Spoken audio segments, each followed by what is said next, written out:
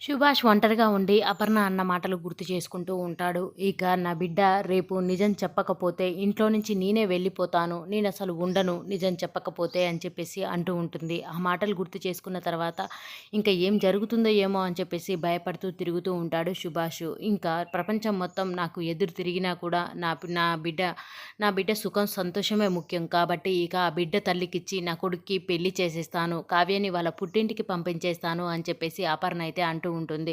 ఇంకా అపర్ణ అన్న మాటలు ఇంక సుభాష్ గుర్తు చేసుకొని ఇక నా కొడుక్కి పెళ్లి చేస్తాను అంటుంది. నేను నిజం బయట పెట్టకపోతే ఇప్పుడు నేను దూషినవుతాను.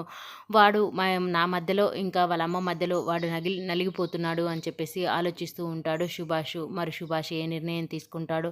ఇంకా ఇక్కడ అపర్ణ ఏమో పెళ్లి చేస్తాను అంటుంది. మరి తనకి నిజం చెప్పేస్తే అయిపోతుంది కదా అని చెప్పి ఆలోచిస్తూ ఉంటాడు. మరి అపర్ణకు నిజం చెప్తాడా? చెప్తే సుభాష్ పరిస్థితి ఏంటి? ఇంకా అపర్ణ ఇంట్లో ఉంటుందా?